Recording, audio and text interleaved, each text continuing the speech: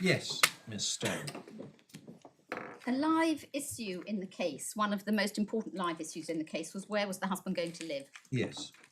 And he had said in his Form E, you've seen it, I'm not going to turn it up again, it's at core bundle page 223, that he wanted flat 30 Ennismore Gardens, the one that was found to belong to my client's brother, and £3 million to buy a property in Athens in either Vula or Ellenicon. The court made 5 separate orders, and I'm going to give you their dates and their page references without turning them up unless you want me to order the parties to set out their case. So the first order was the 10th of June 2022. Yes. It's a supplemental bundle, page 89, and it's paragraph 34 on page 93. That the parties were to file narrative statements by the 7th of November. Yes. Then, 14th of November 2022. Page 109, they're all in the same bundle. Page 109, paragraph 40. Narrative statements by the 16th of January. And paragraph 45 to set out details of their housing needs. That's on page 119.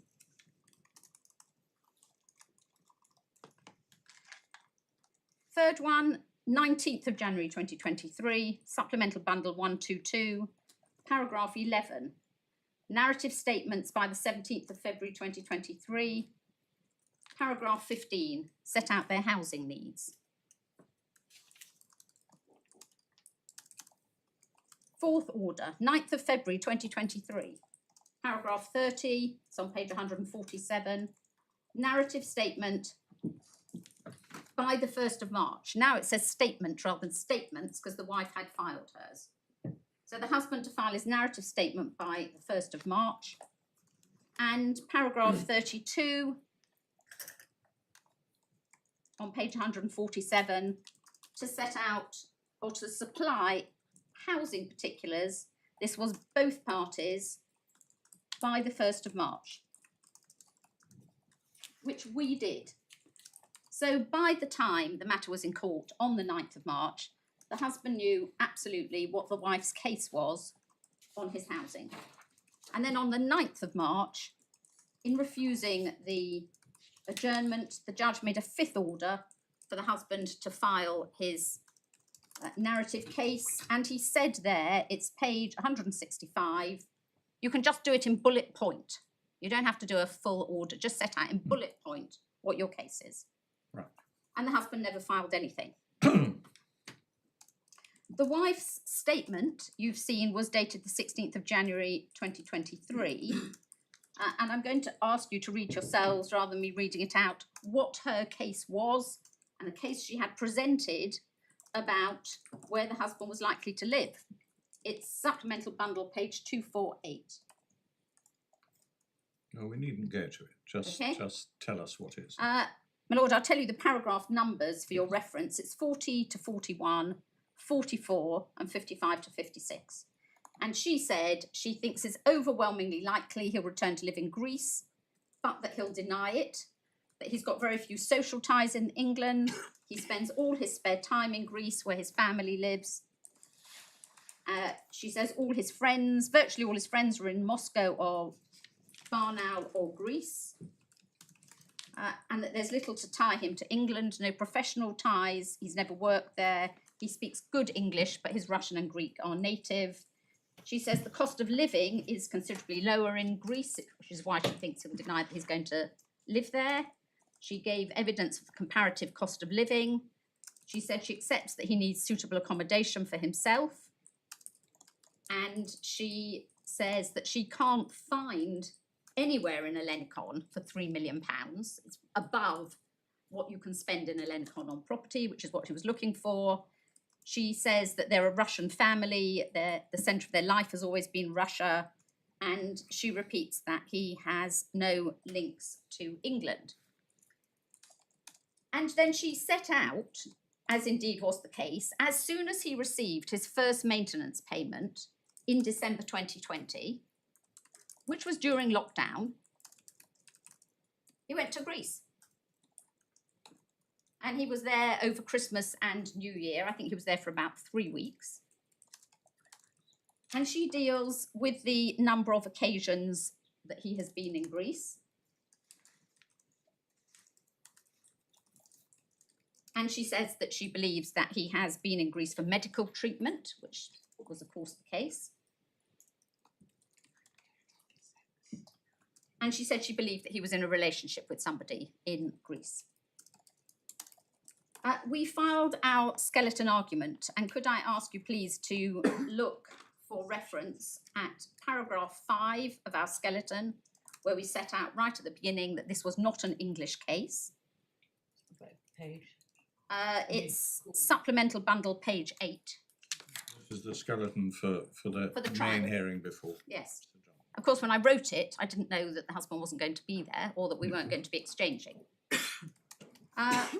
That it wasn't an English case. At paragraph 9, set out details about the husband, his biographical details, that he doesn't work, that his father, stepmother and their children live in Greece, as do 2 of his paternal uncles and their families, and that he's also got family in Russia. He has 1 sister who lives in Barcelona. And then rehousing, supplemental bundle, page 20, to say that the wife will continue to live in the family home in Varnau. And then paragraphs 52 to 56 are the important ones. Her case is set out that whatever he says in these proceedings, she believes he's going to relocate to Greece when the proceedings are finished. Very little connection with England, no family ties, little social life. Father in Athens, she specified that that he'd called a witness in the preliminary issue proceedings, who was a man called Stathis, who is a friend of his, a Greek friend of his.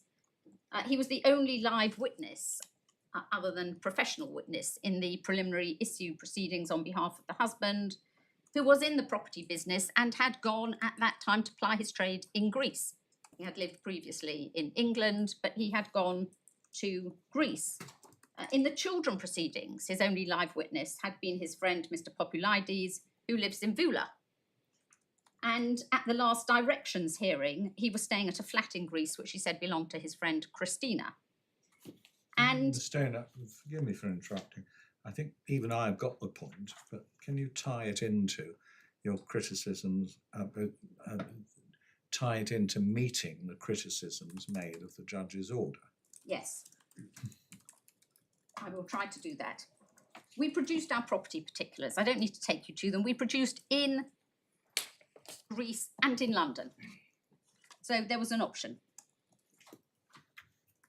And the wife gave oral evidence and she was effectively cross-examined.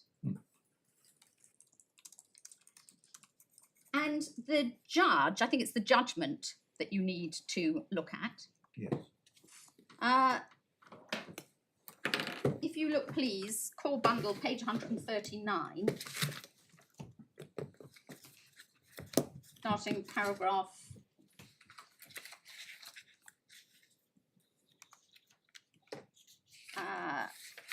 15.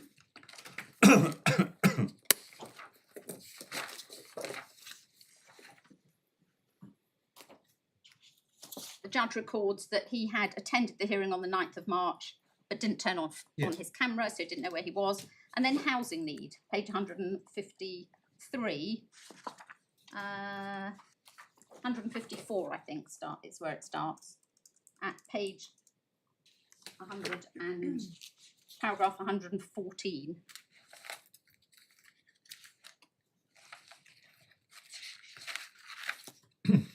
So this was a finding of fact by the judge on the evidence. I think it highly unlikely that the husband will make his future in England.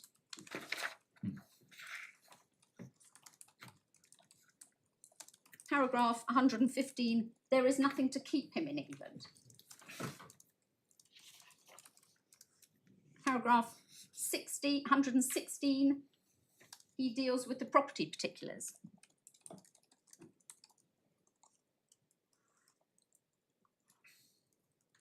Paragraph 117. So those were the judge's findings on the evidence of where the husband was likely to live. And then the judge had what I have referred to as his wobble. And what had happened was that the husband had been wholly absent. We'd heard nothing from him, nothing from anyone on his behalf, until I told you the 18th of April, when he had reappeared. And when I say reappeared, what I mean is that he had sent me an email asking for some documents. And his solicitors, he had new solicitors, submitted to the judge a total redraft of the order that I had drafted. And my lords and my lady will bear in mind, and I think this goes to the crux of what you asked me this morning, that we were doing this in the absence of the husband. And so what the judge was trying to do was to write an order which was comprehensive, so that there were not aspects of it that once the husband got them, we were going to have another hearing saying, well, I don't understand this. What about that?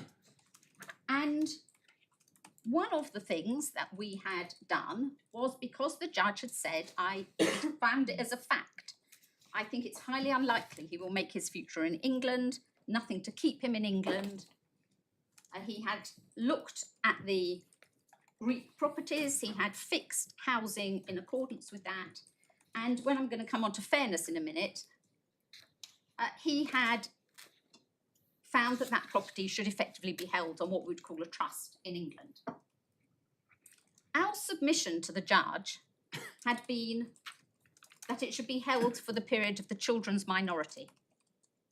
And the format of the trust mechanism in Greece was a usufruct.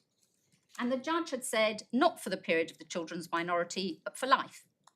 And it transpired you can't have a usufruct for life. It's a different mechanism, and it's the mechanism that was outlined in this order and was specified in the order. The judge could have just said an amount of money. He could have said 600,000 euros. He needed to specify, because it was his order, how it was going to be held. And he could have just named the appropriate mechanism, and then he could have left out the words in Greece. So he could have just said, I'm sorry, if I just turn up the order again, I think it's paragraph 39.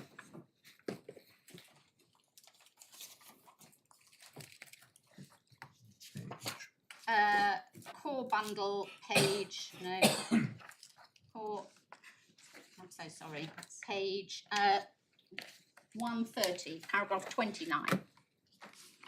It turned out that the mechanism for holding a property on trust in Greece for life is called a loan for use. So he could have said 600,000 euros on a loan for use.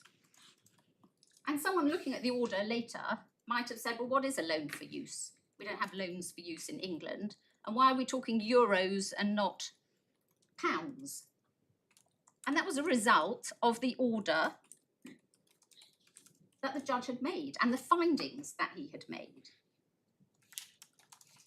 But when his solicitors came on board, they redrafted the order. And what they did was they did a comprehensive redraft of the order. It's in the supplemental bundle at page 292.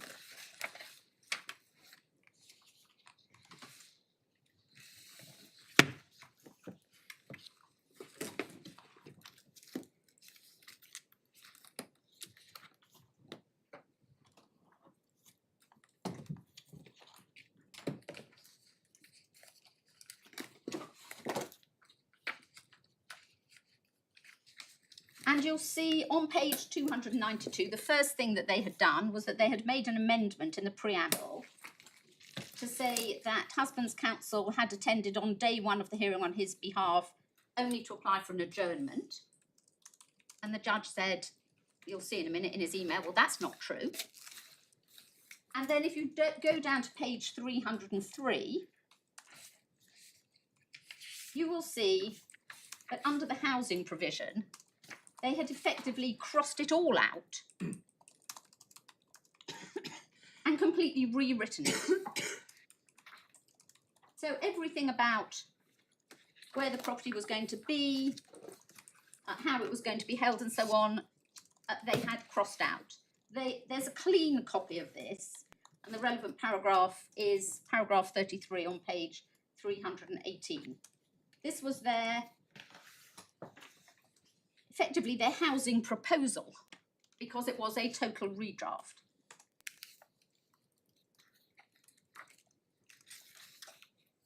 And the husband also filed a document dated the 2nd of May.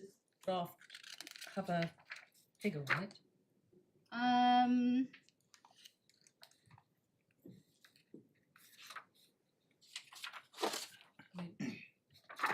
Purchase property. Purchase the property. It's an extremely good question that I can't remember looking at. There's a reference at paragraph 30A, lady. Thank you. Thank you. £600,000. No, £1 million. All right.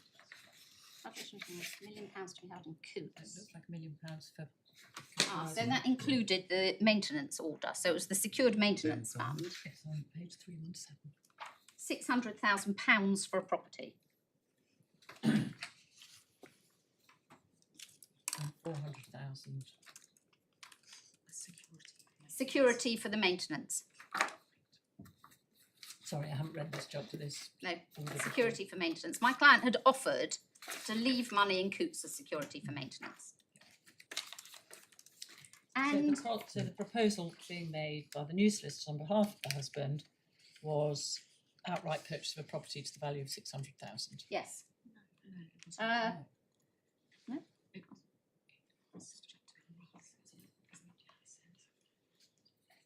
Yeah, that's right. Paragraph 33, no, that it would be purchased pursuant to the terms of a lease. So they had translated it into English terms. It was like a Schedule 1 type order. So that he would have the right to live there. It would be a property purchased for £600,000, which he would have the right to occupy, subject to a lease.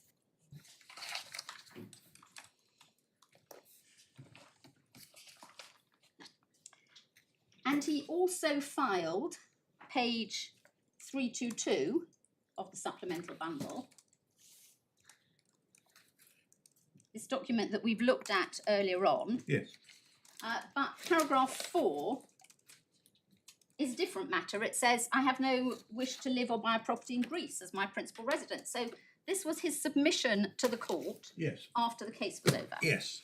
And he attached to it various documents that he said supported his case on that basis. And then we got the email from the judge, which is in the core bundle at page 162. And I think then, you'll want to read. and then 162 and then 163.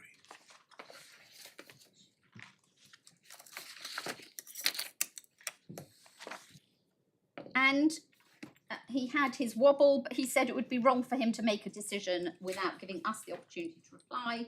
We did reply, supplemental bundle 332. I'd be very grateful if you would read that. It's not long. Supplementary. Supplemental bundle 332.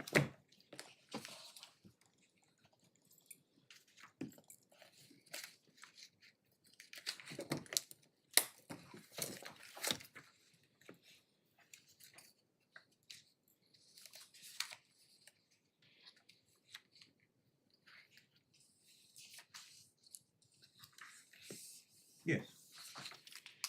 And then, as your lordship says, the judge's decision on that comes at page 163. Yes. and I do ask you to take into account what he says there, that he'd had every opportunity to make his case.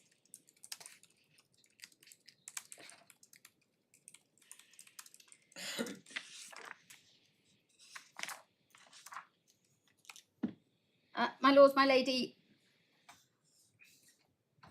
in the light of all of this issue on where he was going to live, and in circumstances where he had not turned up for his trial, we say without excuse, and you will make a finding about that. We simply do not understand how he can be given what, with the greatest respect, appears to be a free pass to say in this court, on appeal, through his counsel, oh no, I want to live in London. I want to work in London.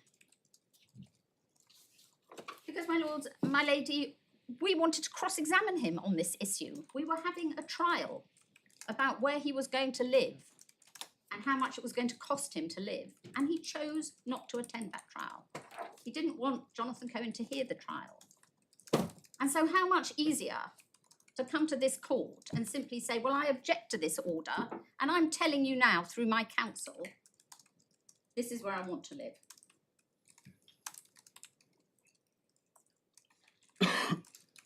Lord, I accept it's unusual. You asked me, is it a usual form? It's unusual. But how usual is it for a judge to have to hear a trial in the absence of the applicant? The judge did consider with us, we raised it with him, his various options in the trial. He could just strike out the husband's application. He could look at it on paper. He could go through the evidence as best he could and put the husband's case as he understood it to the wife and give the husband the fairest trial he thought he could give him in his absence, and that's what he chose to do. But these were his findings. So an unusual order made in unusual circumstances, and as I say, if he was setting out the mechanism, well, that mechanism transpired to be a loan for use. That's what happens in Greece. We were trying to draft a comprehensive order that would not require anybody to come back to court to try to interpret it. And that was the way that the judge felt was the appropriate way to do it. But was it appropriate in the terms of the findings he had made about where the husband was likely to live? Yes.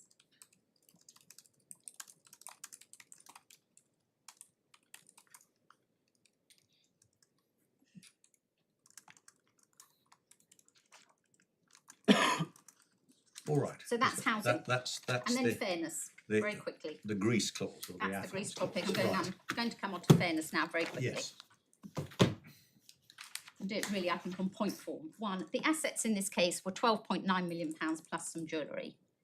Of that sum, as I told you, there was Coots and there was the property. So the court had to find a solution, a fair solution, which took into account the following. Several unusual factors. One, obviously, that the husband did not participate in the hearing.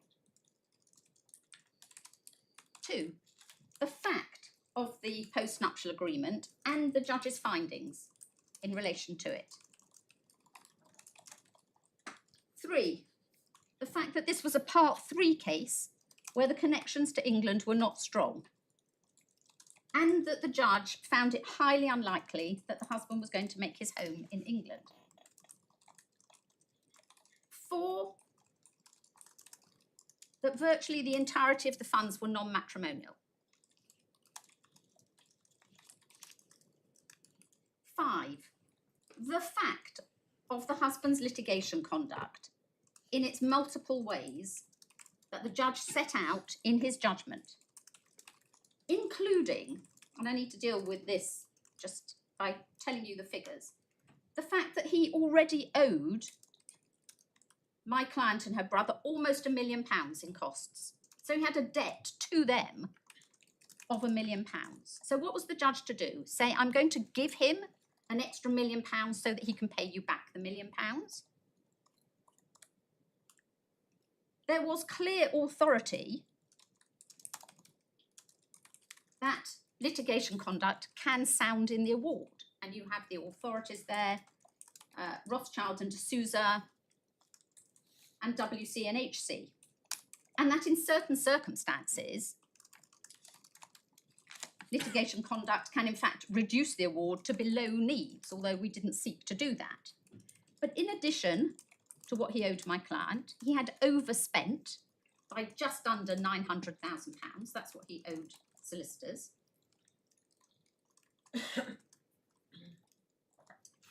I'm sorry, I said just under £1 million. The outstanding costs orders against him were just over £1 million, £1,040,000.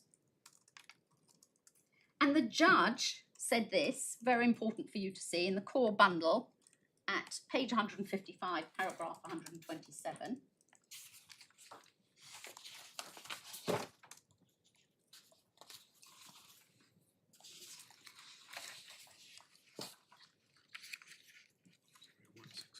He says, 155, paragraph 127, in addition, there are a significant number of reserved costs, some of which would undoubtedly result in a costs order against the husband. And then paragraph 156, which is on page 159, coming back to the issue of costs. Could I ask you please to read from paragraph 156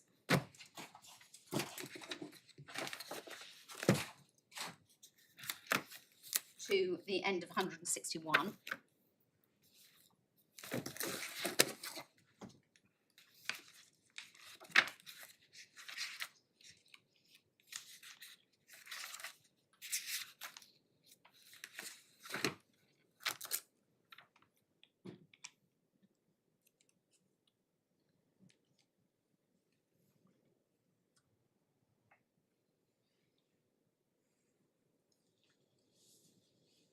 So how was the judge to take those issues into account? The fact that he had debts to solicitors, debts to my client, likely costs orders against him. And the court had to balance with that the fact that this husband had contributed to a 15-year marriage. Of course, that had to be taken into account. The fact that he had a need to be housed. The fact that he had had some health issues and needed a time to restore his earning capacity. And the fact that he had made no offer ever, as it transpires until yesterday afternoon, or was it the day before now? And that there was every likelihood that further cost orders would have to be made against him. And of course, this order had to be fair to my client as well, my client who had paid all this money over and had participated in the proceedings. And so the order which the court made provided this. It was for the husband to have not a modest flat, but what turned out to be a very good flat in the area of Greece that he'd been asking for a second property. It's the most expensive area of Athens for his lifetime. Of course, one of the things the court had to bear in mind was that if it had given him capital in England, free of any restrictions, he had creditors in England who would undoubtedly have come after him. In fact, I don't think my lords and my lady know this, but some of these solicitors were writing to the judge saying, can you tell us when you've made the order? Because they were chasing the money that he owed them.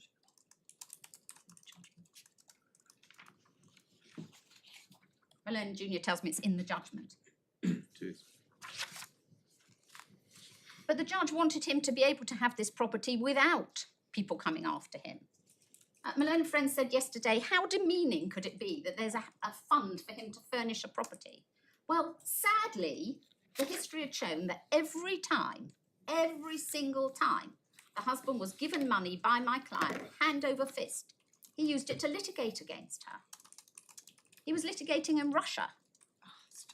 And so the judge said, no, I'm not going to do this. I'm not giving him free capital. Here is a property. My client will pay the purchase price. My client will pay the costs of purchase. My client will pay for the furniture. All right, go to John Lewis, wherever it was, the Athens version of John Lewis, and give them £50,000 that he can furnish the property, and an income to tide him over until he's established his earning capacity. And that was not only fair to him, but it was completely in line with authority. And the most obvious one, of course, is Radmacher, where Mr. Granantino, who had signed a prenup, in that case saying he would take nothing, and who had given up his employment and become an academic, was given a property held on trust, in fact, in that case, for the period of his children's minority, after which it was going to revert to the wife. So this order didn't have anything to do with the judge thinking he was in any sort of judicial straitjacket. He didn't say, I can only make a needs award, or I have to make a needs light award. And he said, paragraph 174 of the judgment, that he had adopted what was sometimes called a needs light approach.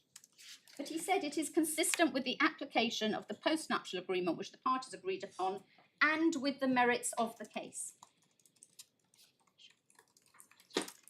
My lords, my lady, it is easy with hindsight to look at this case. But you have to remember the situation we were in at the time. This husband had gone to ground. And so the judge was faced with a litigant who was in Greece. At times he was supposed to be in court in London. That had been historic. Who wouldn't let the court see any medical evidence until February.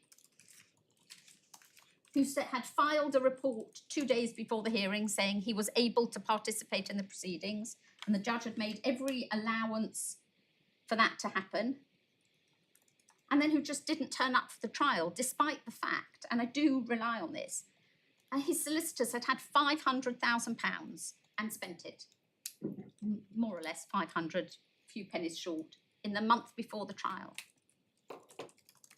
That could have gone towards a housing fund. But money had just been wasted hand over fist in this case by the way in which it was conducted. And I'm afraid to say there are aspects of this appeal that have continued that. You've seen arguments about clearly relevant evidence that the husband didn't want to go before the court. Filed 921-page supplemental bundle of his own a week before the appeal. And how much of it did he refer to? Virtually none of it. Think, 1 page of it.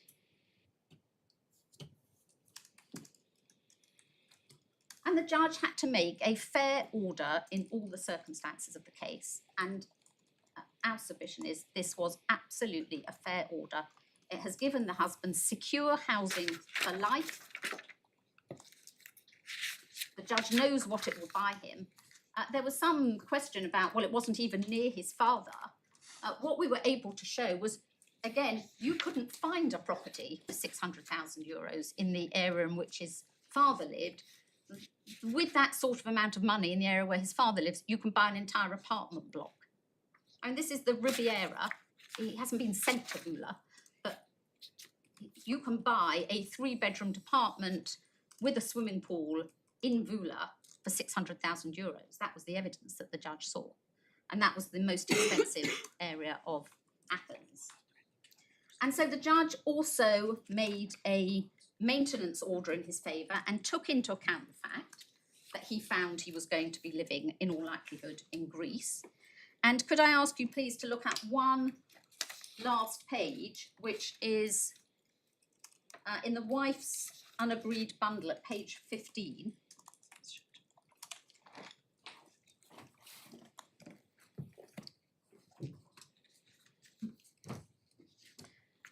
The wife had been ordered to give a schedule of all sums received by her from January 2016. And that was the point I made earlier about not having dealt with 2014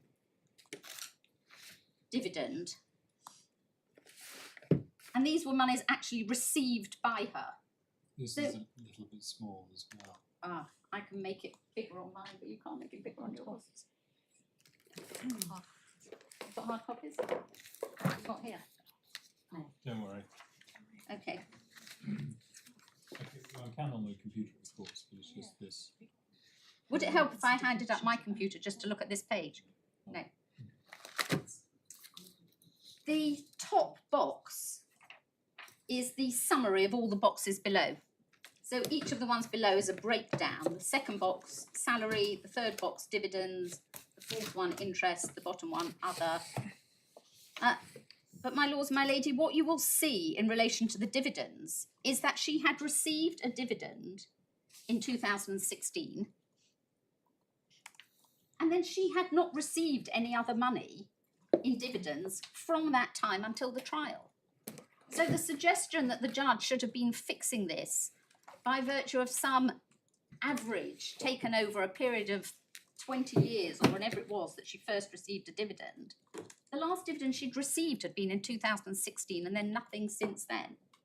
Her salary was relatively modest by English standards, bearing in mind the work that she was doing. But it wasn't negligible, but she is not a very high earner. You see in 2019 and 20, she received higher amounts because those included bonuses, but in 2021, £60,000 net, in 2022, £60,000 net. She had some interest on the Coutts account, but obviously that money was dwindling. Some interest on her Russian bank accounts, that money went in legal costs. And in 2016, I told you she had received these two gifts, one from her mother, one from her brother, which went to the payment of the property in Ennismore Gardens. And it was based on that the judge was making the maintenance order. And so the maintenance order was entirely apposite, given my client's income. There was hanging over the whole of this case some sort of suggestion that because she had a father and a brother who had shares in a very wealthy company, maybe even just because she was Russian, she must have been very, very wealthy. But we spent years and millions of pounds producing the evidence about it, and the judge made findings about it. And so the maintenance order that the judge made was absolutely apposite for this. I want to just deal with one final matter, which is the interim maintenance and the stay that the court has put on the maintenance order made by the judge, which has effectively reinstated the previous order. That order was made in January 2021 at a time when the husband had told the court that the wife was worth over £100 million. And she said, no, I'm not. And the husband had pitched for properties, I think up to about, from memory, about £6,000 a week. He said he needed an office so that he could ply his investment business trade from the office in the property that he wanted to rent.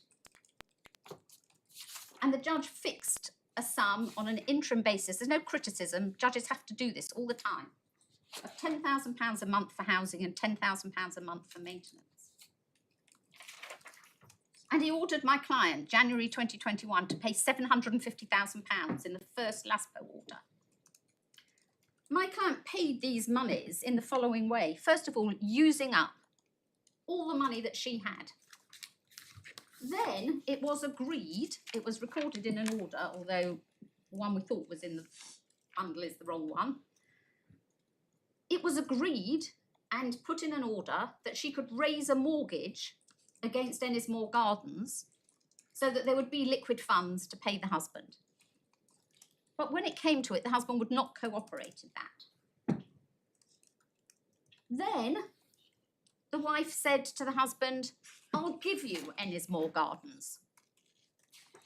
First she said full and final, and then within a week, I think, she said, no, on account of your order, I will give you Ennismore Gardens. This was long before millions of pounds, or as many millions of pounds had been spent on litigation. She did say, I would like a tenancy there in the short term with the children until we remove from the country. But the husband wouldn't take Ennismore Gardens. Why wouldn't he? Well, presumably because then he'd have had to start paying his own legal costs. So what did she do then? She started borrowing money from her mother. And the court had in front of it loan agreements drawn up by solicitors for not the entirety of the amount that the mother lent, because she lent it at stages, but in the end it amounted to, I think, just under £1.3 million. Just over £1.3 million. The last few payments went directly to the solicitors, which is why my client didn't sign a loan agreement. Because all the way along, the husband had said, you can't touch the Coutts account, can't touch the Coutts account, I want that money. So you're not touching the Coutts account. But in the end, there was no other money coming from anywhere. She'd used her money, no mortgage, wouldn't take the property, borrowed money from her mother till her mother said no. And then the court said, fine, you can pay the money from Coutts then. And that's when that money from Coutts just started draining away.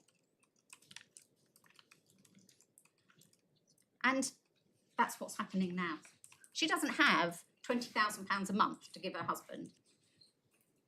It's coming out of Coutts. Ex-husband, I should say. It's coming out of Coutts. The costs of this appeal, approximately £500,000, come out of Coutts. So instead of £12.9 million, there's considerably less than that now in Coutts.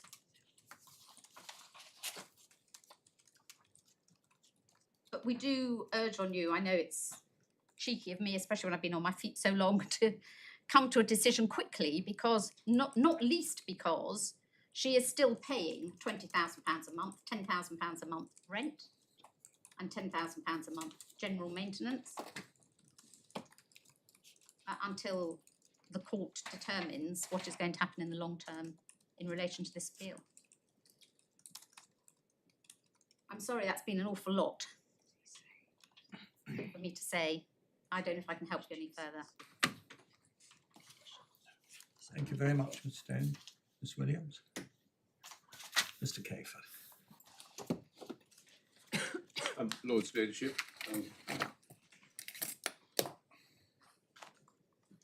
I'd like to address some of the points that my own friend has made, not all of them obviously. We rely obviously on what we submitted in the first place. Yes. There's never been any dispute, so far as we're concerned, that some of the pre-trial and the interlocutory process in this case has been unsatisfactory. You'll have gathered from what we said in opening that we acknowledge that. But what we would say is that it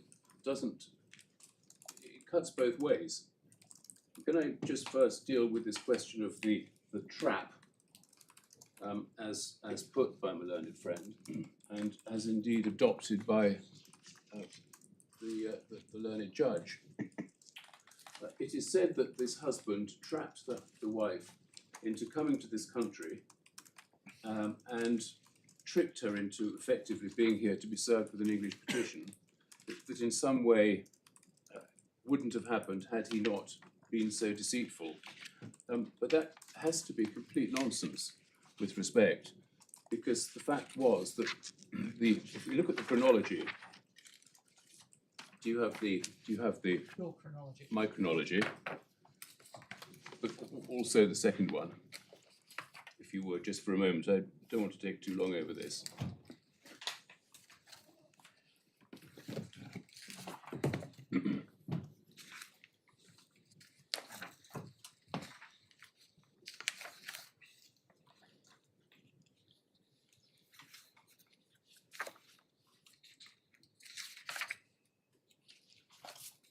You have the entrance at August 2020.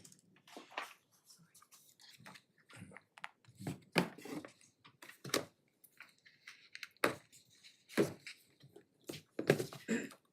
when in August 2020? Well, it starts, my lords, with probably 16th of August. Parties fly by private jet. That's right. This is when they're together.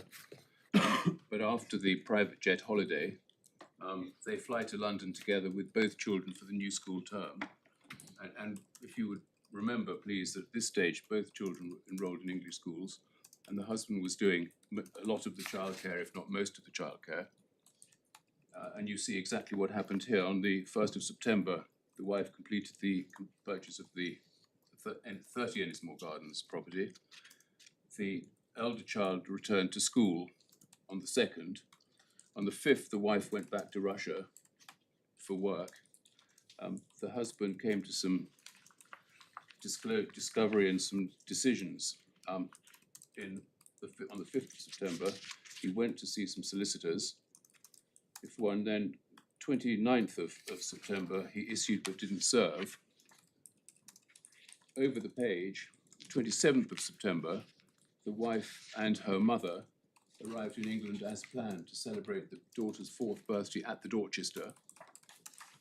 They did do that. They celebrated the birthday at the Dorchester, and it was only after that that the husband issued his petition, served his petition. I'm sorry, I may have misunderstood, but my understanding was the point that was being made by the judge and by Ms. Stone was that even if it had been pre-planned, the point was that the wife simply would not have come back on the 27th of September.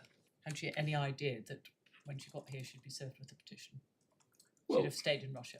I mean, well- I'm not saying that's right or wrong, I'm just saying that was my understanding of what was being said. Well, really, who knows what she might or might not have thought? But the point I make is that this was all in the ordinary course of events for this family. There was nothing, no trap involved. The fact that the husband didn't tell her that he was going to serve her with a divorce petition in England doesn't constitute a trap. She had 2 children here. She was coming back for birthdays and for school terms and all of that. And to describe it as a trap, as Moylan friend did in her submissions, and then adopted by the judge, we say was wrong. And not only that, if you have our other chronology with you, you can see what response we had from the wife. And this goes to a number of points, including the expenditure on costs. Because the moment she realised that there might be a petition in this country, she immediately sprang into action in Russia and issued not 1 but 2 petitions, engaged lawyers, husband was obliged to engage lawyers, and the process begun. And so there were vigorous proceedings in both jurisdictions, which were inevitably going to be expensive, which the husband felt he had to defend in Russia, and indeed did successfully, but which kicked off the whole process. And my lords, the expense involved in all of that was absolutely horrific on both sides. So, as with much of Moylan friend's submissions, whilst the husband's being criticised for all sorts of things, including non-participation, I accept that. But in terms of responding to applications and making applications, it's very much 6 of one and half a dozen of the other. When one sees what her response was in the first 2 pages of the alternative chronology. Mr. Cayford, what happens to the orders for costs made against him? Are they somehow nullified by Made what, Sir Lord?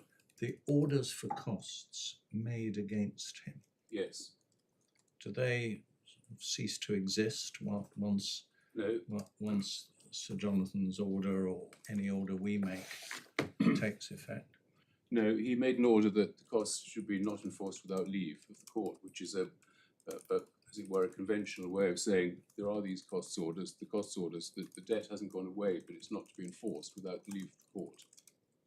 And it's quite often done in cases of impecuniosity. And that's the order at the moment, and I'm not sure that in our proposal, I'm not sure that we're suggesting that be overturned, unless you took a holistic view of the whole case and effectively wiped out or discharged the cost orders, which is your gift to do. But I think that's the position at the moment.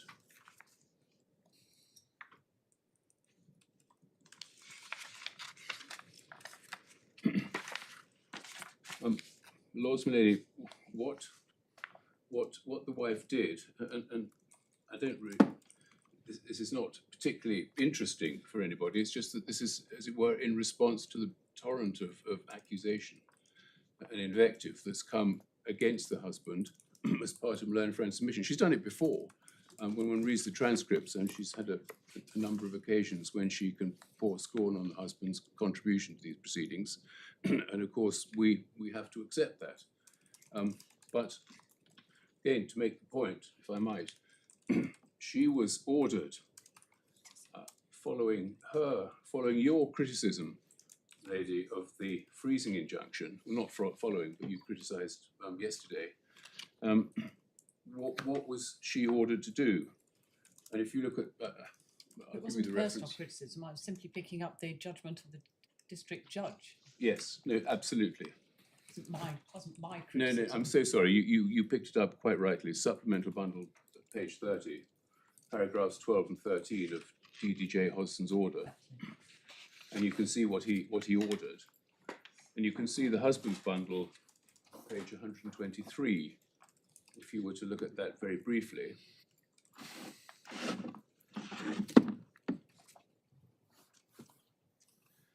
And she was ordered Sorry, to 1, 2, 3. 1, 2, 3 is in the husband's bundle. Supplementary. Oh, The husband's supplementary, unagreed.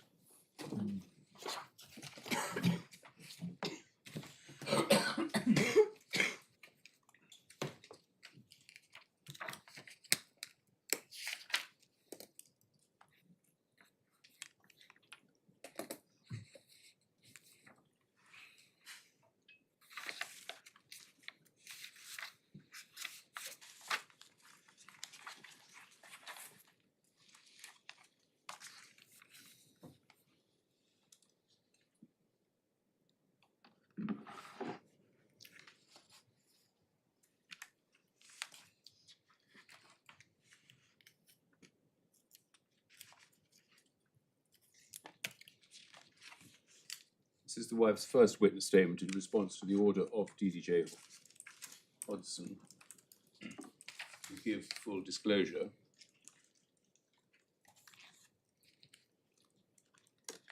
My lords, 25.3, you see that in Russia she disclosed £100,000 only.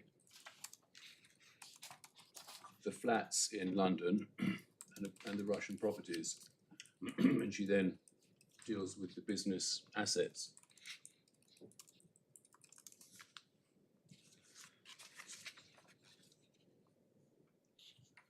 But what happened next was that at the Hemain hearing, the wife's leading counsel showed to the husband's then leading counsel a screenshot of her Russian bank accounts, showing that in fact there was £1.4 million in there.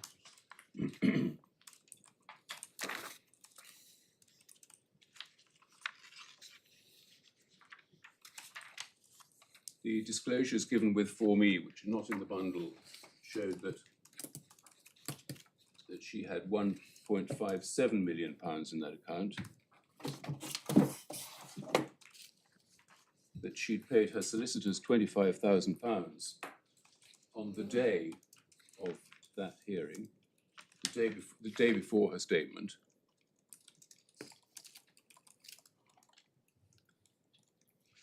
and that in fact what that showed was that at the start of 2020 there'd been £1.9 million in her accounts and not £100,000, which is what she admitted to. Well, as far as the costs of these proceedings are concerned, we can give you a schedule if it's of interest to you, but we've done some of our own calculations just to see how much these proceedings have cost and how much the husband has spent in financial remedy costs. And our tentative figure is £1.7 million, only 1.7. On finances. Yeah, on finances, yes. Financial remedy costs. And that contrasts with £2.49 million, which was the figure suggested before. What are we supposed to do with that? You're not supposed to do anything. This is mitigation. Very, very expensive. But not the level of costs. But I don't know what that, I'm not asking. I don't know what that includes. I don't know how much of the satellite litigation that includes. Does that include this? Does it include, No, quite so, but you could, when it costs this enormous, you can bridge the gap of .7 of a million in a flash. Yes, my lords. But I just don't really know what to do with that. What you're asking this court to, how are you saying that should be fed into the outcome of this appeal against the order? I'm merely commenting that the figures that you may have in your heads as to the amount that these proceedings have cost may not be in fact the correct figures. And if it's of interest to the court, which it may not be, we can produce a schedule showing how much of the wife's money the husband spent on the financial remedy proceedings. That's all. Thank you.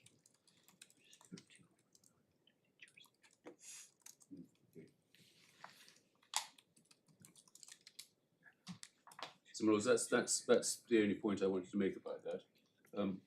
Reference is CV 154, judge's figure of 2.49 million, which I dare say had been fed to him by somebody. Small point. My lords, my lady, third topic is the question of privilege. The privileged documents. May I just make this observation?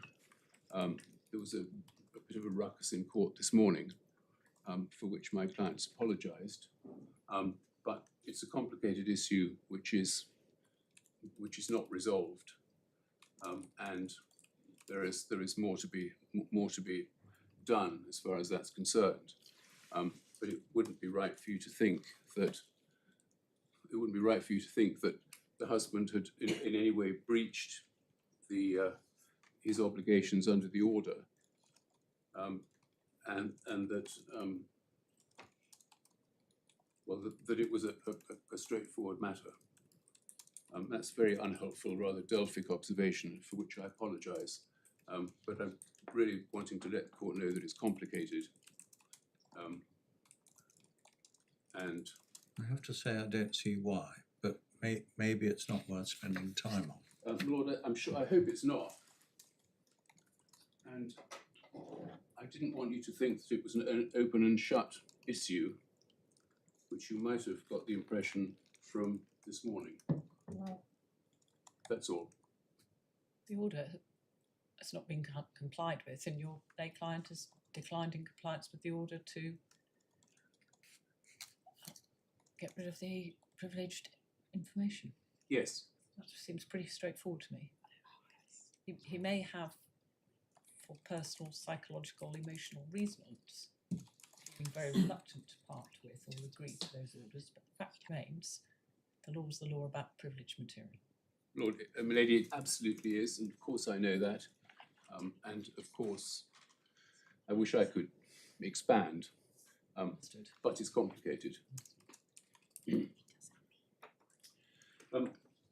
My lords, my lady, as far as the children are concerned, you will understand that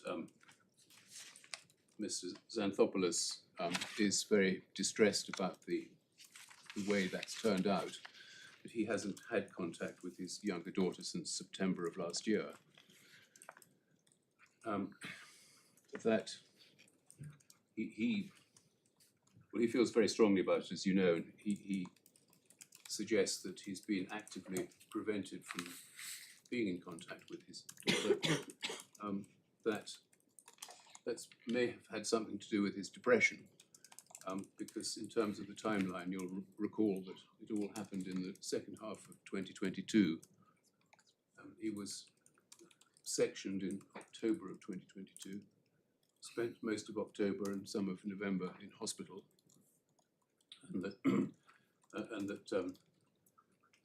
that bad period in his life from the summer of 2022, well, until today, but as I say, I've told you he's feeling a little bit better about it all, perhaps.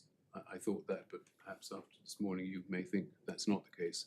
In any event, it's an ongoing running sore, which is going to have to be sorted out, not in this court. It's got not much to do with the financial appeal, I accept, but it's some explanation or some reason for why he had difficulties with his lawyers, with his doctors, and with engaging in the process. during late 22 and first half of 2023. And I'm sure you understood that, but he's very keen that I make that clear to him, to you. Lords, as far as the medical evidence itself is concerned, learned friend was quite rude about the medical evidence and making the point that it was not CPR compliant and that the reports were not full-blown reports as one might have hoped. But all we can say about that is that what he's done is produce what he's got. He went to Dr. Miners-Wallace, as you know. He got a CPR compliant report. That made very clear that he was suffering from this condition. He's been, Why as you, wasn't it served the moment it was received? my Lord, I don't know. Lord, there are some things that I can't explain. Yeah. Not only because I wasn't involved, but also because there doesn't seem to be any particular reason for that. Save that, as one might say in layman's parlance, he was in a dark place and not able to function properly. And that's never more the case than with the order of the 14th of November, which you have been referred to, a very long, comprehensive order of Sir Jonathan Cohen, that it required him to do all sorts of things. But of course, on the 14th of November, he was in hospital. He wasn't served with that order. And he didn't become aware of that order until the hearing in January the 19th. And although he's clearly in breach of some of the provisions of that order, that's part of the reason for it.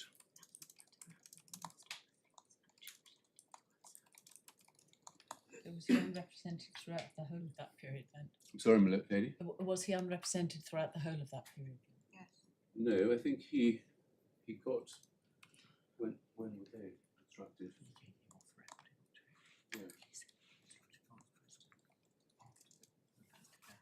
Yeah. Yes, is the answer to your question, lady. He was unrepresented during that period. His next firm solicitors came on around about the time just before the hearing on the 19th. No, just after. Just after. It's been just after, because he went as a litigant in person on the 19th. Yes, exactly. Exactly.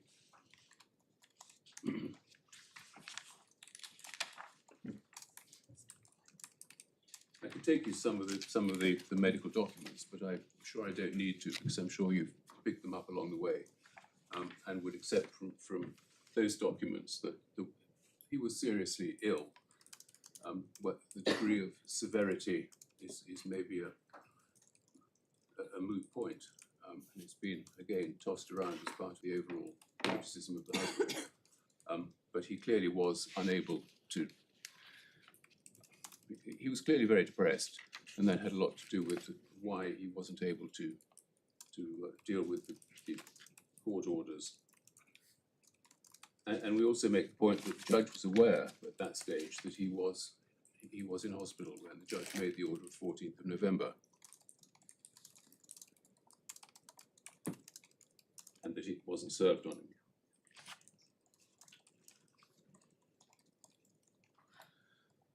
Lords, can I turn to another matter, which goes to the financial position of the wife?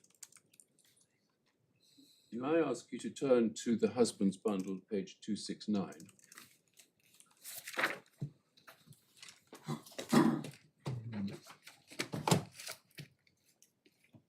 Which one? Appellant's unagreed bundle. Yes, my lord, yes.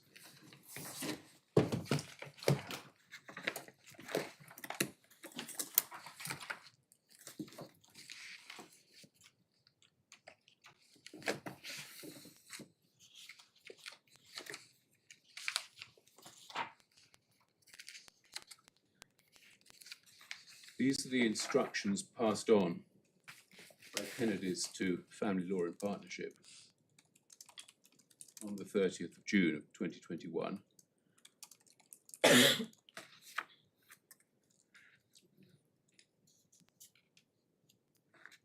And you'll see in this disclosure, page 270, that there is no reference to the mother's loans at all.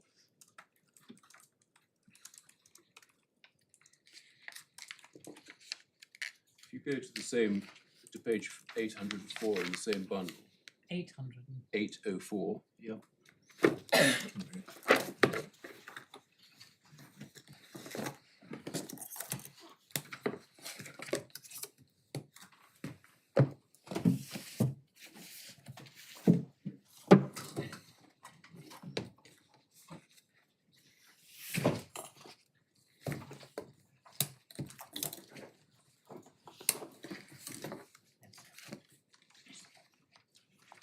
Lords, I'm reminded that the first version of the document we've just looked at was not sent, but this second one was.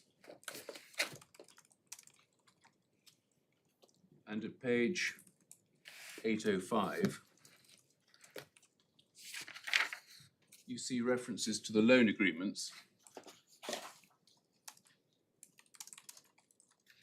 And you note that, according to this, loans had been made to the wife, 2nd of April, 23rd of April, and the 14th of May. Is your ladyship with me? Mm-hmm. If you then turn to the husband's bundle at page 390,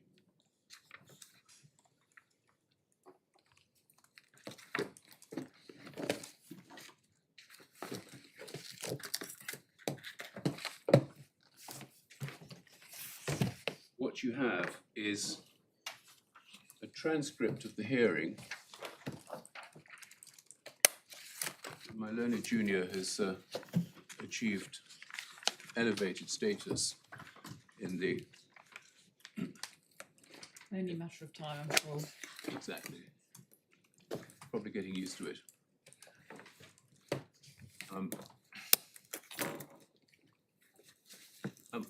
Lords, lady, this is the transcript of that hearing when the wife was seeking it as an enforcement application apart from anything else. The wife was admittedly in breach of the orders. She was saying she couldn't afford to pay any maintenance for the LASPO, saying that that 29 Ennismore Gardens should be charged to pay the cost that she'd been ordered to pay. And if you go on to page 398,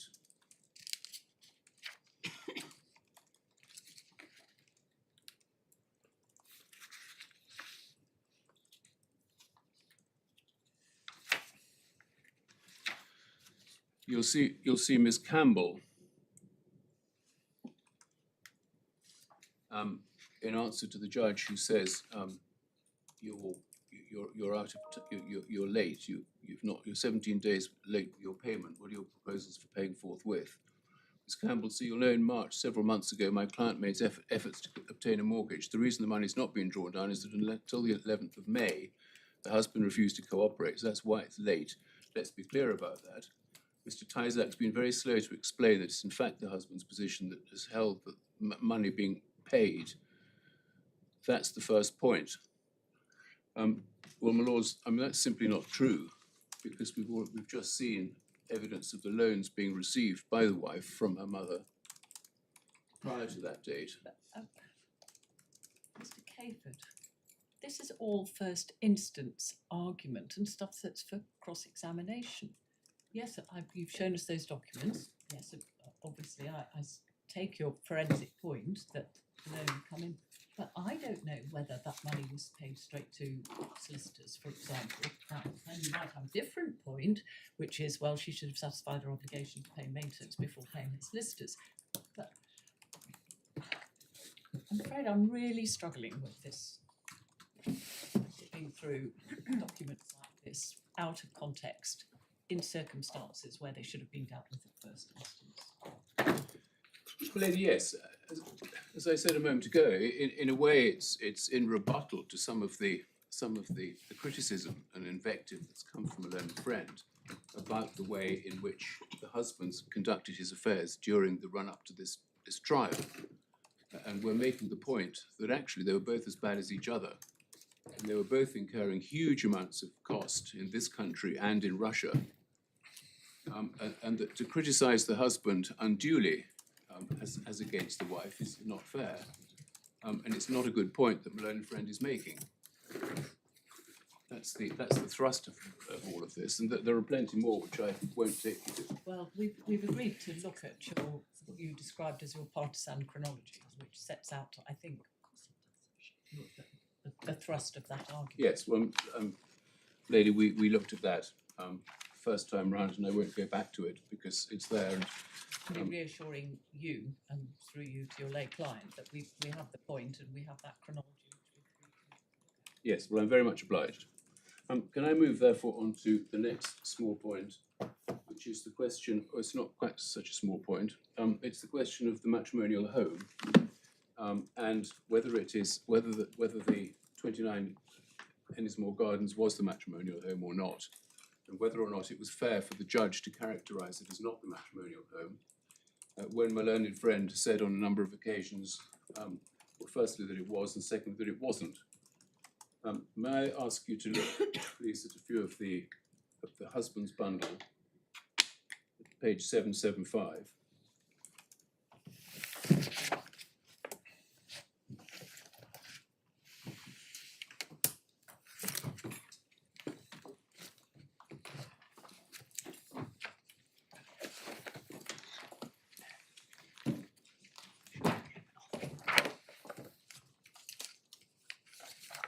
Maybe.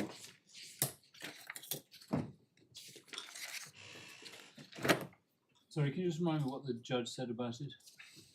In his judgment, my lord, Yes. Page CB 156, he said that this was a gift. Sorry, paragraph 131, page 131. If sorry, one's get- so of the judgment, paragraph. the judgment. I'm so sorry, I'll have to tell you. It is 131. 131. Yes, 131. Yeah.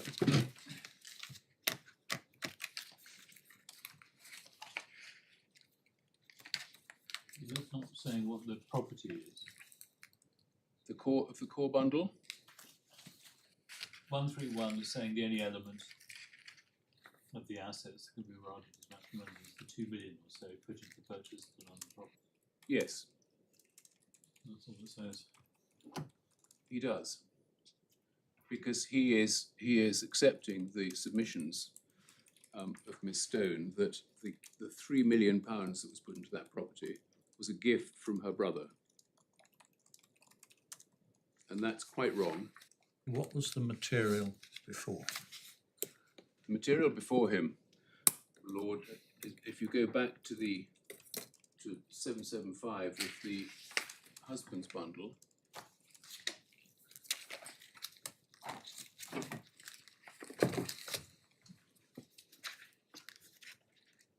this is evidence given at pre-trial, the preliminary issue trial. Well, I dare say it was, but what was the what were the position statements, pleadings, whatever that were before him? Well, I mean, this is the evidence of the brother himself to the judge. So this is what the judge had to go on. You're saying that at the trial in April, Sir Jonathan should have remembered or gone back to look at everything that had been said by anyone in preliminary proceedings. No, not at all. What I'm saying is that in this case, there was in the preliminary issue, there was a submission that £3 million was a gift from the brother, and the brother deals with it specifically head on this internal page 36. But And we're very clear that it was a gift bit for the tax purpose and the donation, but it was for all the wife's assistance in, was it dealing with some properties? a job or- well done, exactly. No, quite so. But when the judge is calculating what is a matrimonial asset and what's not, and what element of funding for 29 Ennismore Gardens was matrimonial, he appears to have taken into account the idea that this was a gift. You're saying he put it in the wrong column. It should have been in matrimonial, not Yes. not gift. Very much so. You're not saying she was lying and saying that it was a gift because It was formulated as a gift for reasons of tax efficiency and expediency, certainly. But the primary evidence from the brother is that it wasn't a gift at all, and he says so on page 775. gratitude money. Gratitude money, a reward. I dare say if you worked it out on an hourly rate, there was a large element of gift gratitude within the 3 million. Well, very highly. But again, it could have been tested in cross-examination. Well, except that it was tested. It was being tested. Not for the purposes of whether it was matrimonial assets or not. Well, milady, that be a submission on the basis of what the evidence has been. If the evidence has been that it was a payment to the sister for her job well done, a reward for her hard work, that takes it out of the category of some kind of gift or some kind of attachment to the donor. And what that means, if one's looking at the funding of property, is that the mother gave £2 million, she says. The brother paid the sister £3 million for her work, and the wife found £2 million of her own to put into it. And so what we say is that on any view, you've got £5 million within that flat that is matrimonial, on any view. And we would argue that, quite frankly, a further payment from mother, who's obviously been, who put that money in without expressing it to be a loan, which is what she did for some of the subsequent payments, ostensibly to pay the costs, means that it's very clearly money that's been given or transferred from her to the wife, and therefore isn't in the category of non-matrimonial. It's something that is hers. But the payment from the brother is in an even more solid category. In the same category, we would say, as the dividends. The dividends being money that are paid to the wife by reason of her shareholding in the company for which she works. And it's quite wrong, we say, and I'm sure you've got all these points already, milady, because I hope I made them yesterday, that the money in the dividend pot is money that this lady earned effectively by being a shareholder participator of this company during the course of the marriage. And therefore the 12.9 million pounds worth of dividends effectively falls into the same category as earned income.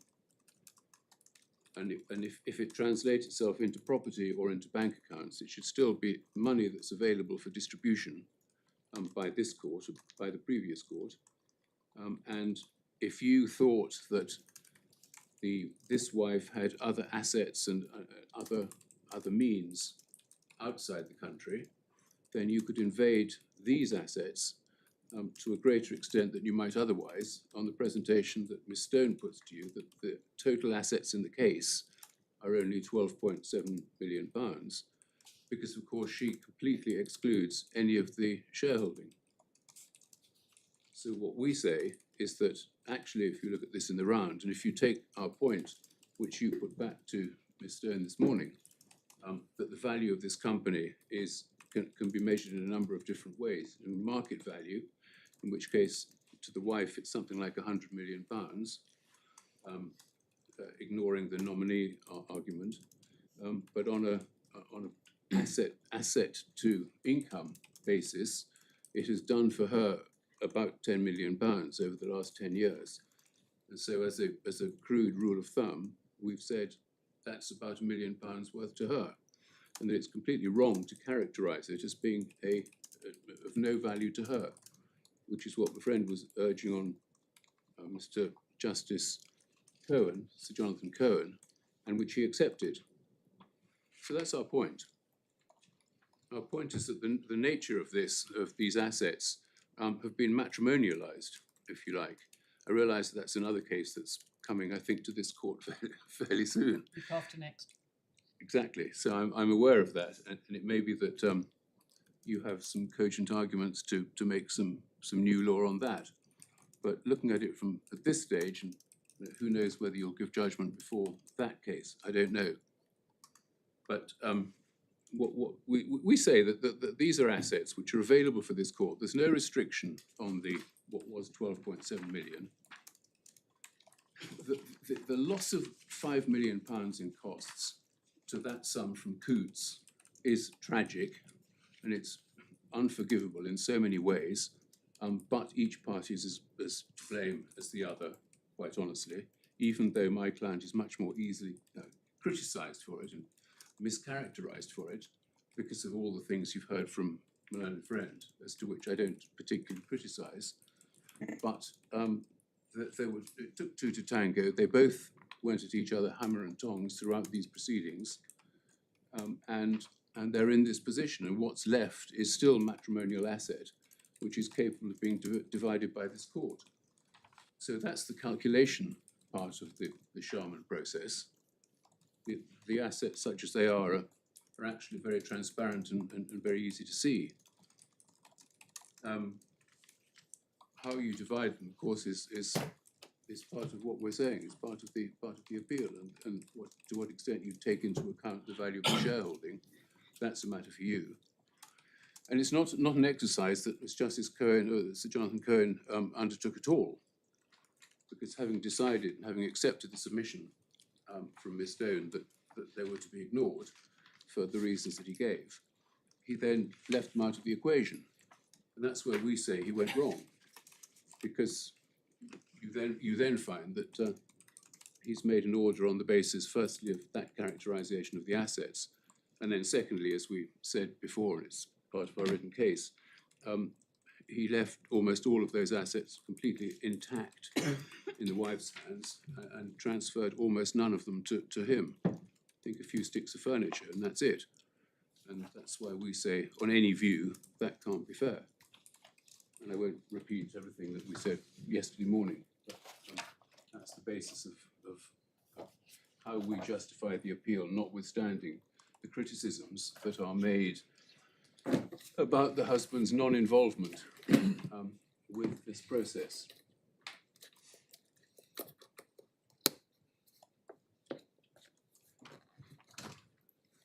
Lord, there's a topic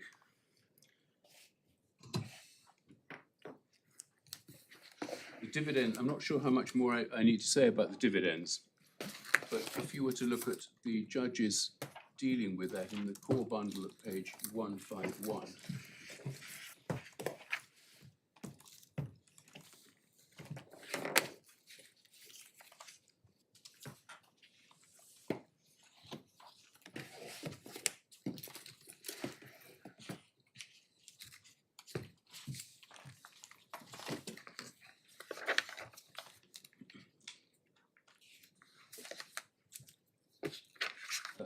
That's really the conclusion the judge comes to. Paragraph number, please. It's paragraph number 94. Thank you. Is his finding.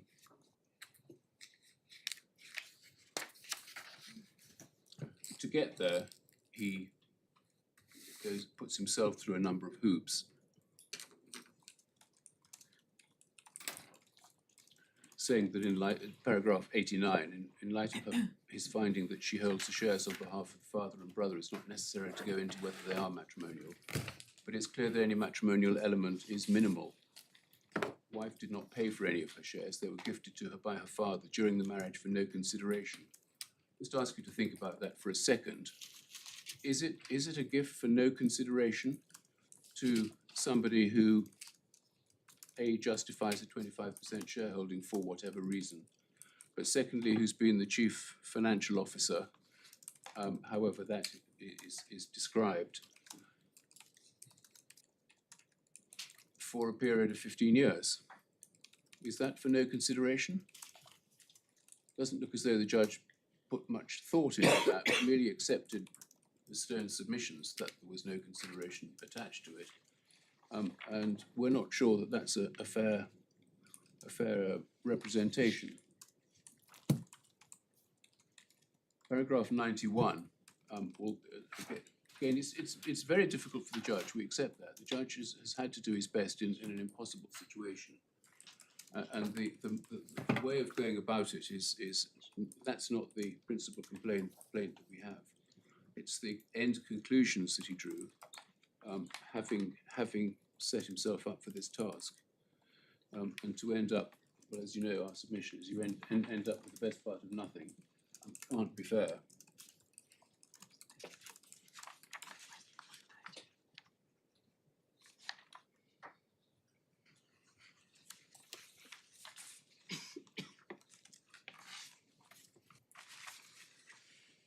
Lords, as far as the available assets are concerned, the learned friend says 12.7 million is effectively what's left by the time you add the Coots account to the to the flat. But actually, we know, don't we, that since 2010, £9.5 million in dividends have been received. We know that £5 million has come in for Ennismore Gardens, and we know that £12.7 million came from the wife's mother, if that's how it arrived, but it arrived anyway, and that's the money, that's the Coots money. And we know that effectively that's about 27 million, and that's ignoring any question of the 2020 dividend, about which the judge made a finding, which were we able to, well, that we should have challenged at the time, but in any event, without that, there's still some 27 million pounds of assets that are in this case. We don't know what the wife's bank account position in Russia is, because she hasn't given full disclosure of everything that was received, not of all the whole run of the bank statements in Russia. We weren't able to cross-examine her, obviously, as to what may or may not be in Russia. But we just draw attention to the fact that those sums of money, well, obviously, from that would be domestic expenditure and the costs expenditure. But there ought to be more on the basis of what she's received over the course of the past 10 years than is being declared at the moment. And what's not clear is whether the 9.5 million pounds of dividends which she accepts she received has gone. It could be that £2 million of that's gone into Ennismore Gardens, but there's no other indication as to where that money's gone. And it makes one wonder, well, it makes us wonder whether or not we've had full disclosure of all her capital assets in Russia, but it's an unexplained sum. Looking back at this stage as to what might have happened to those dividends. So, is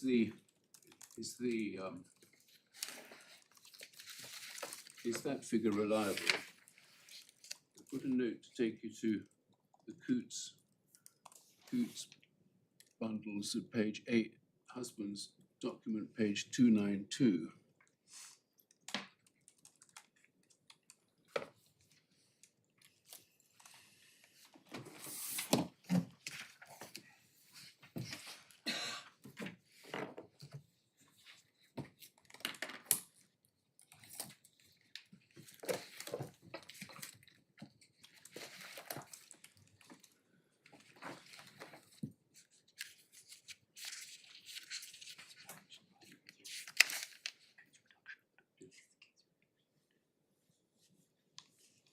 Where you see, Lord's, confirmation of a deposit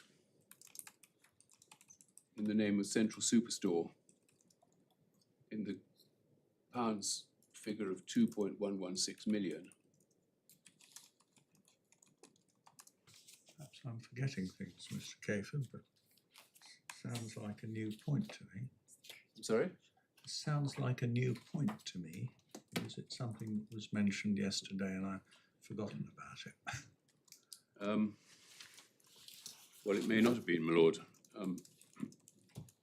This document's been in the bundle along with 5,000 others. Yes. It does feel like a backdoor to Mr. Tyzak's schedule. Well, I wouldn't want to do that. If you don't want to look at it, then I won't look at it. But this is in the bundle, and although it's unagreed, there it is. We're asking the question: what's happened to to all those millions of pounds that were received in dividends? And it doesn't look from the tracing exercise, and that is in the.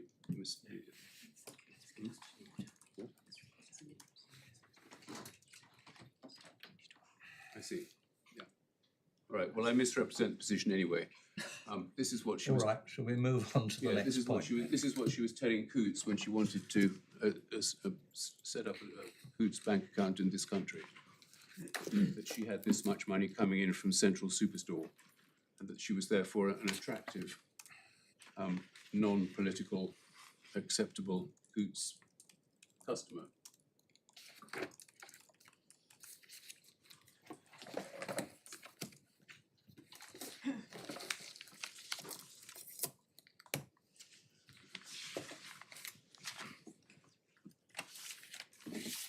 Lords, the prenuptial agreement we dealt with in some detail yesterday.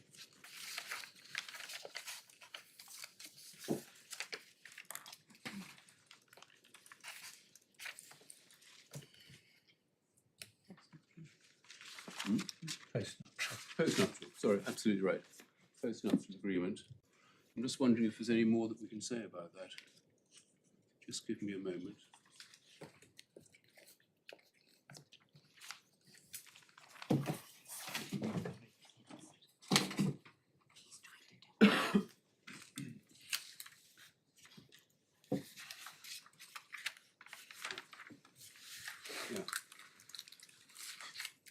Yes, I hope it's a point that we made yesterday, but if perhaps we didn't, it's a point that Lord Justice Moylan picked up about change of circumstance. And on any view, there was £3 million or so worth of dividend income after the prenup. I think we've already made the point that there was no disclosure anyway in respect of the matters received, but the 2014 dividend shown on the schedule, 2015, and then the £1 million in 2016, those all post-date the post-nup. And so when one's considering whether or not the figures, the disclosure given, if any, were fair, whether or not it'd be right to take into account post-PNA accruals, then in a way bolsters the point that the disclosure at the time of 2013, A, was pretty much non-existent in terms of numbers, but it changes, and change in party circumstances can affect the fairness or otherwise of PNA. And I think I made that point yesterday, and I'm sure your lordships have got it. So let me not labour it.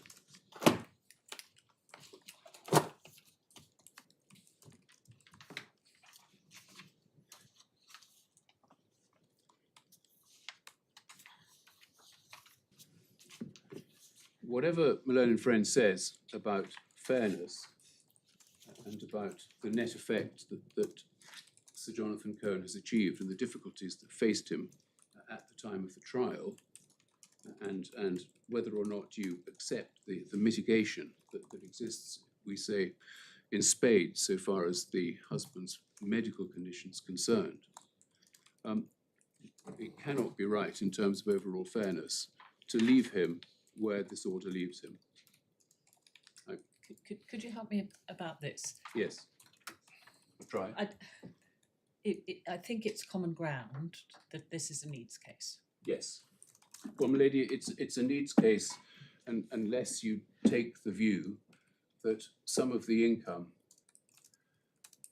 received during the course of the marriage and other effectively income, the £3 million from brother, for example, as being part of the wife's working day outside of her employment, whether or not that could possibly constitute a marital asset. Equally, But you'd say that goes into the matrimonial home, and presumably you'd say therefore he should have at least a beneficial interest of 50% of the matrimonial yes, home. well, I do. I And in understand the that. first, Can I just sort of just bear with me? yes, certainly. So subject to that caveat, your caveat, Mm. it's a needs case. I just want to be clear in my mind what you say the components are. So presumably you say £1 million plus to pay off all the solicitors that are outstanding, even though they were overspent. Lady, yes, I'm optimistic that the figure is less than that. So you say £1 million for that. You say, is it 300,000 that's the costs to the brother? He says that, yes.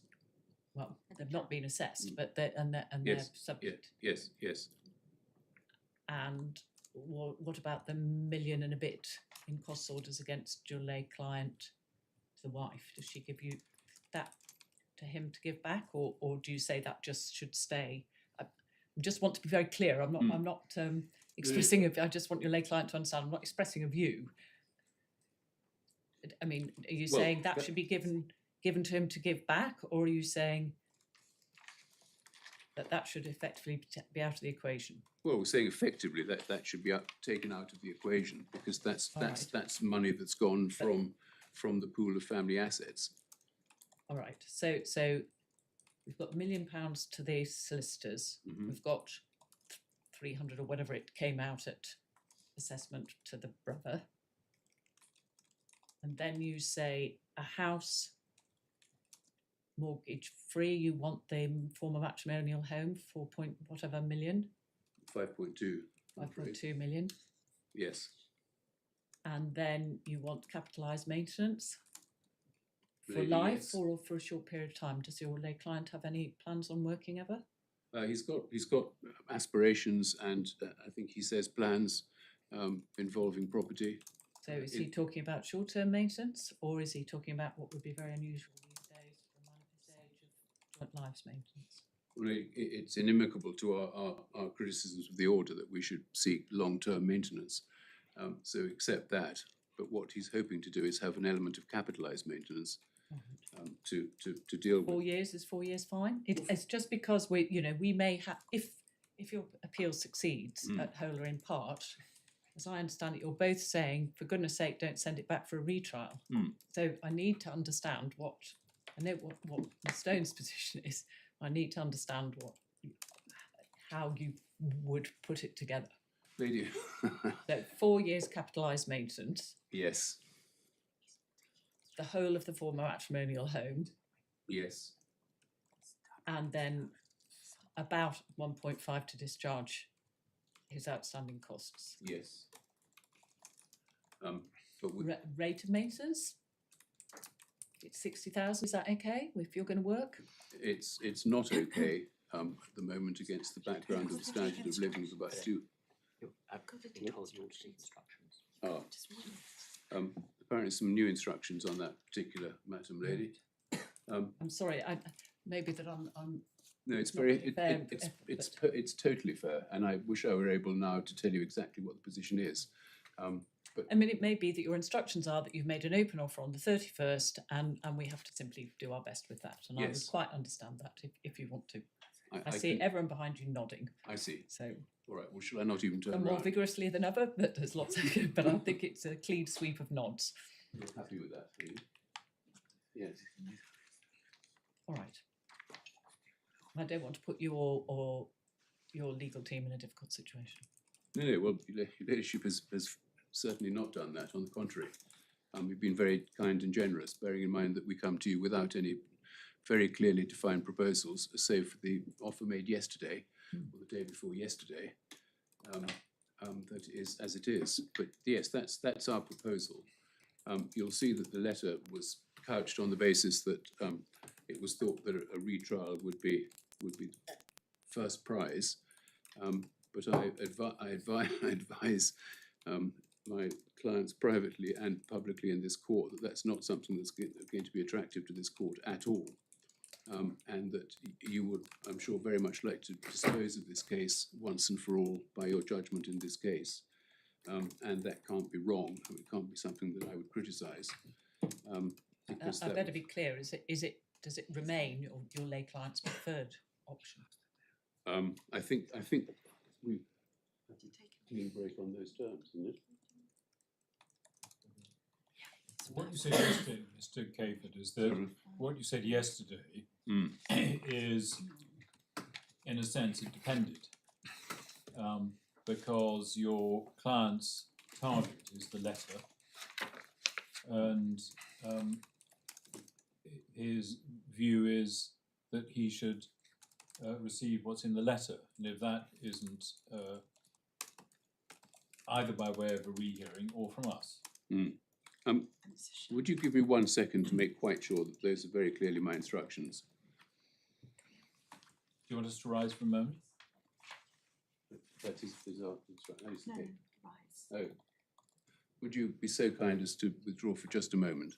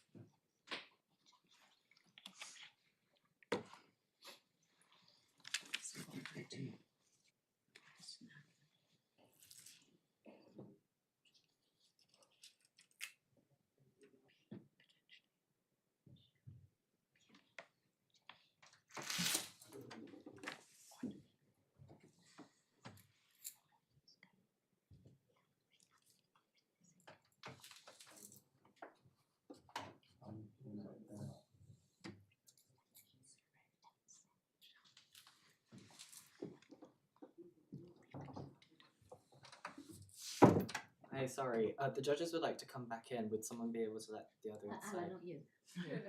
Yeah. You're even up. No, it's okay.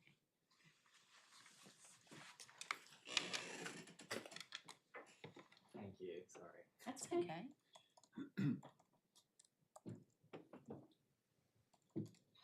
You doing marshalling? I'm their judicial assistant. Ah, fantastic. Yeah. I'd love to do that as a job. In fact, I'm not doing that as my next door. I used to think being a judicial assistant in the Supreme Court was the most fantastic job. I don't know problems.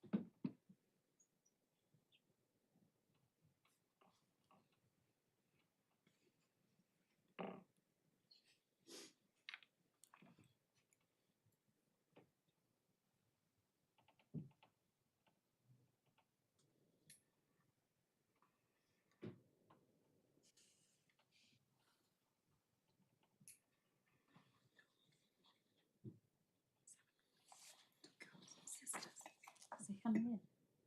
They're not coming in. You know the judge wants them. Okay, that's goes over to 2 pages. They shouldn't come in and apologise.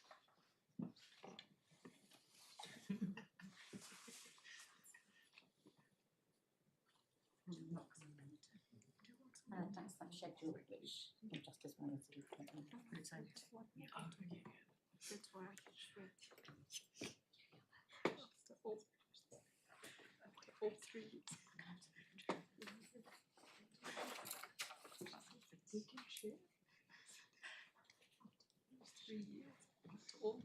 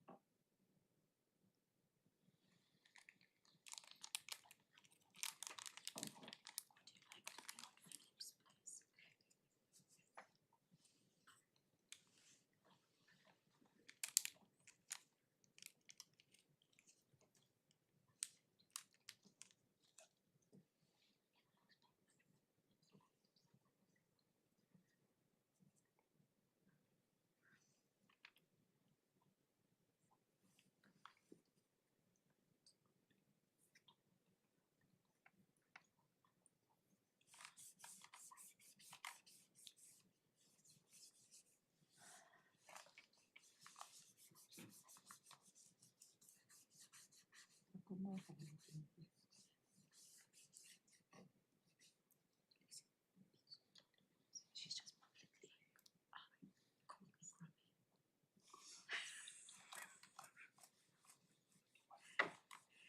The thing is, I haven't yet.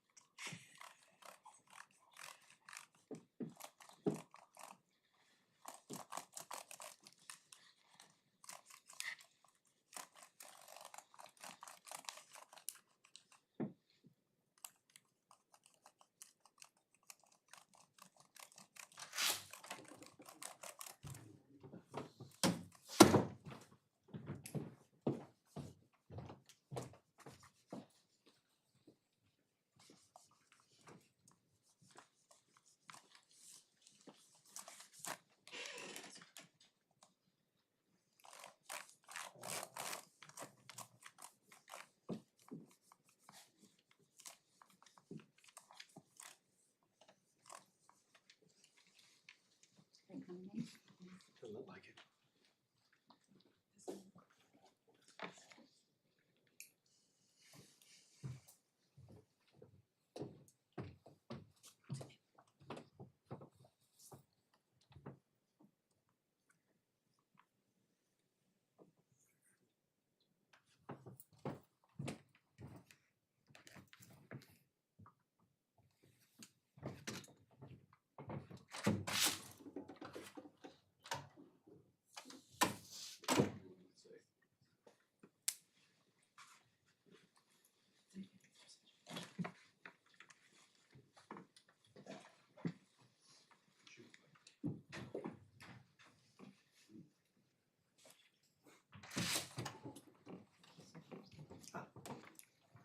They're on their way in now.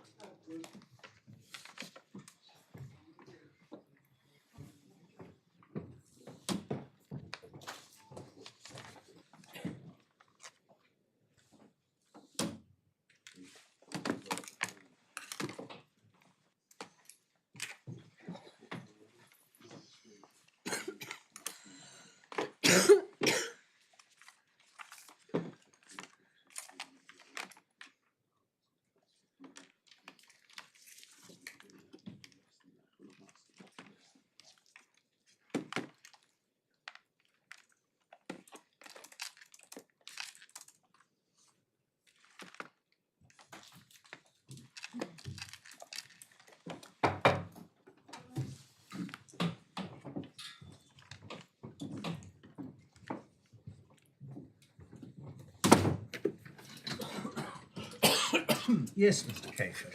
Lords, I'm sorry to have taken yet more court time That's all right. and kept you outside. We had the sense that you were more or less on to your last point anyway. I was more or less on to my last point anyway, Yes. according to me, but it may be that my lay client would wish a great number of other matters to be laid before the court. Can I put it in that way? Can I also make this point to you lordships? Of our bundle of documents, it is felt very strongly by my lay client that there are a number of them which are extremely important to his case and to your lordship's consideration of the matter, and he's ringed about 10 or so. Is this in your additional bundle? Yes. It's not going to be realistic to read them now, but No, but if we can- have the can I- index, don't we? yes, absolutely. I I can, can bring the Please. one, the index. please. Give me a moment to find the index so I can mark them up. Thank you very much.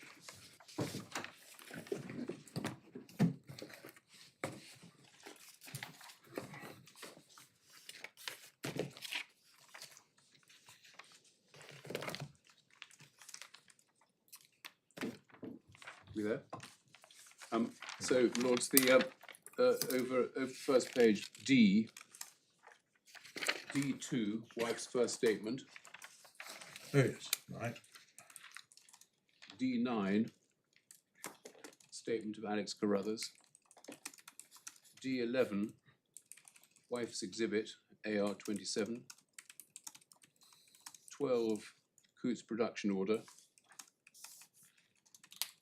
G1, Coots statements.